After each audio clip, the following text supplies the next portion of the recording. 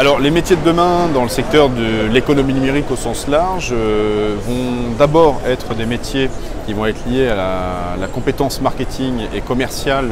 du digital. Donc là on va être sur des métiers qui vont toucher plus aux web marketeurs, aux référenceurs, aux traffic managers ou encore aux community managers. Ça va être donc des personnes qui vont être en charge de projets et de personnes au sens de management dans l'univers du digital et du numérique. Donc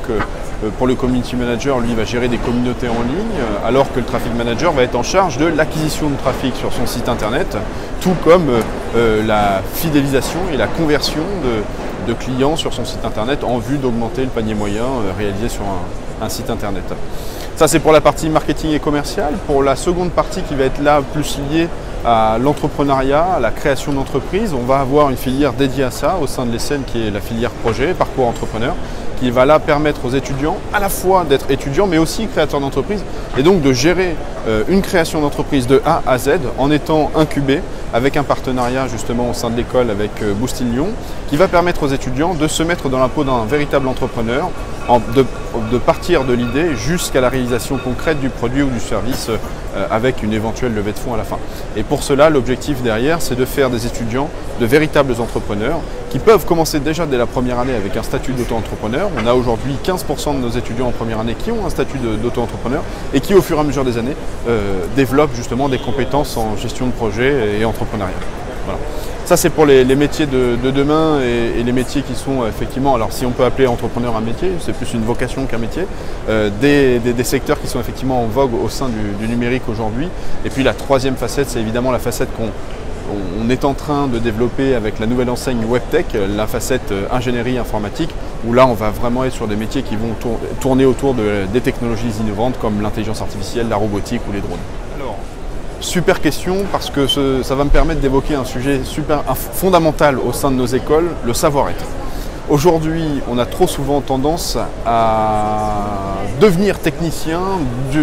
d'un langage particulier ou d'une expertise particulière, alors que ce qui est recherché de plus en plus par les chefs d'entreprise, par les dirigeants, par les cadres en poste, ce sont des compétences soft, des soft skills, ce qu'on appelle soft skills, à savoir le savoir-être, donc l'adaptabilité en entreprise, la résilience, la faculté de prendre la parole en public ou encore la faculté de travailler en équipe. Des notions aussi simples que ça sont aujourd'hui recherchées par les comités de direction qui font partie des comités de perfectionnement de nos écoles et qui nous permettent de réinventer le programme chaque jour. L'objectif dans tout ça, c'est d'avoir des personnes effectivement expertes sur un sujet, mais qui savent le faire savoir, le faire connaître et surtout qui savent collaborer en équipe. C'est la raison pour laquelle on organise régulièrement dans nos écoles ces fameux DBH dont on parlera tout à l'heure, des projets contest ou des projets qui permettent aux étudiants de collaborer avec des entreprises, avec des dirigeants d'entreprise et avec des étudiants en équipe. Ça, c'est les premières compétences clés, ce sont les compétences en savoir-être. Et si on parle ensuite de compétences techniques, des compétences en savoir-faire, l'idée derrière tout ça, c'est d'avoir des étudiants qui soient capables de mener à bien une stratégie, qu'elle soit digitale ou marketing, et d'un autre côté, de maîtriser une boîte à outils technique, que ce soit sur les langages de programmation, HTML, CSS, PHP, JavaScript, ou sur le pilotage de l'activité commerciale d'une entreprise pour générer de la performance économique. Alors les prochaines évolutions majeures sur la partie marketing digital et e-commerce, elle est en train d'être vécue et commence à être enseignée à l'école et vécue surtout a été inventée par les startups, c'est l'automatisation des tâches marketing purement. C'est donc la faculté de pouvoir gagner en performance commerciale et marketing en automatisant justement des ressources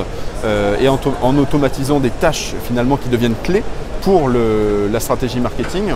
pour permettre justement aux commerciaux de passer du temps à leur métier de base, à savoir vendre, ou aux marketeurs de pouvoir passer du temps sur la stratégie justement marketing.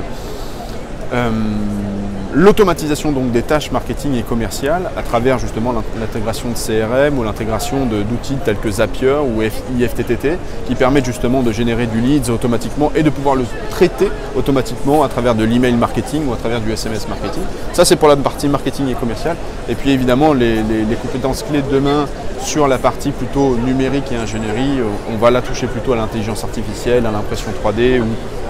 évidemment à la technologie drone qu'on enseigne au sein aujourd'hui de WebTech.